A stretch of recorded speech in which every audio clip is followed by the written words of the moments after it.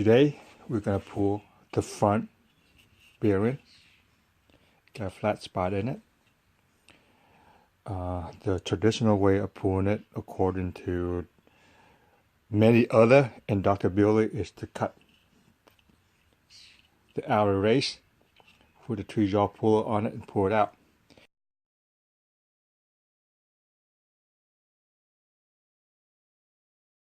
But you gotta do it very carefully without nicking the oil catcher. I'm going to use O flywheel as a holder with a nut on it. The other way you can do is use a welder, but not too many people can know how to weld or have a welder. The Dremel way is not bad, but you have to buy a Dremel. This is what I mean by welding. Okay? You can weld that, and you can put a stick in it and try to push it out. That's one way of doing it. Normally, this bearing go in first. If you're an engine builder, this is the bearing that go into the empty case, the first thing. Okay? And then when you pull the crank, 10 out of 10, the bearing will stay on the crank. It will not stay on the engine case. Okay?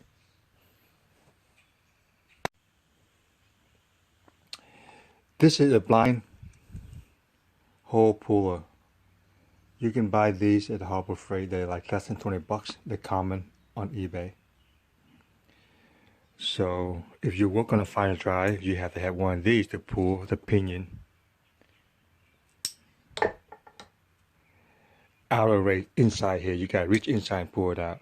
So we're gonna use the same puller with a little bit of modification. We're gonna try to pull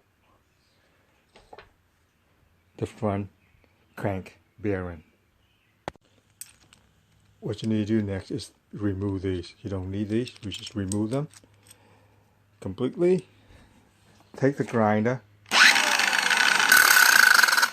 kind of smooth out a little bit, not a lot.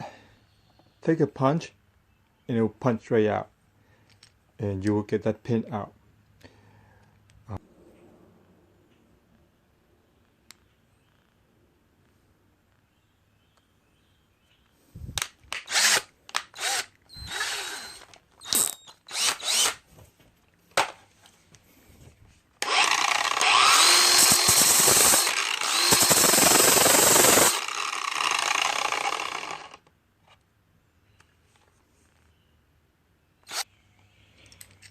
After you pull the pin, get the 3 jaws out, you want to cut the nipple up a little bit.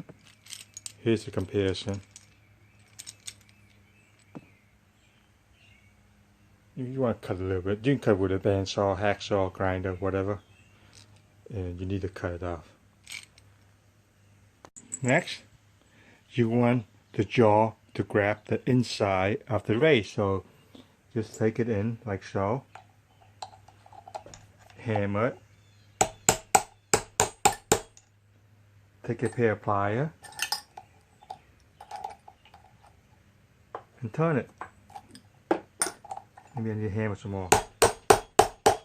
Hammer it in between the 2 balls. Turn it. There you go. That's one. This looks like a third way here. Hammer it.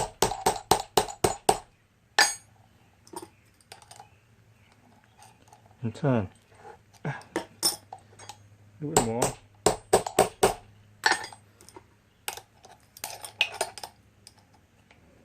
Okay. Put this guy on. Like so.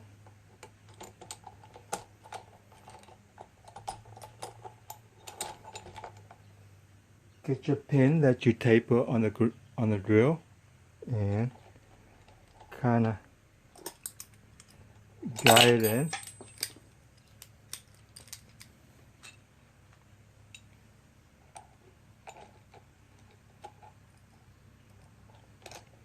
The reason for the taper so it can come in easily. Basically, this is what you got. You got the jaw hooking into the inner race. Pins taper. And just crank this guy down. I put a little socket in there. You don't have to. Okay. Now, when you do with a crank, you don't want to use a hammer. When you crank it down, you know, your temptation to hit it as you crank down, but you know, it's a crank, it's sensitive. You don't want to mess with it. Instead, just throw a little bit of heat on it. Not a lot, just to warm everything up a little bit. Okay, just a little bit of heat.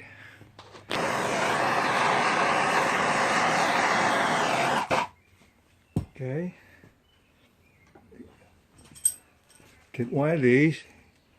Try to hold it in place like that. As you crank it down so it won't move, because the bearing will move on you.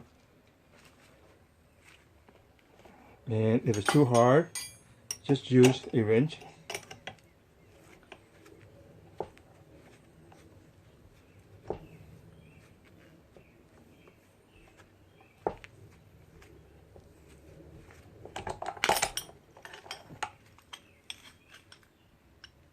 There you go.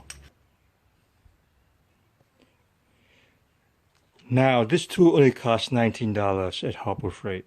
With a little bit of modification that you can see.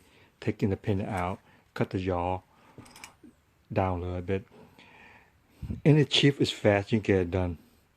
Now you can buy a really nice tool that made by a machinist in Canada. I'll try to put a link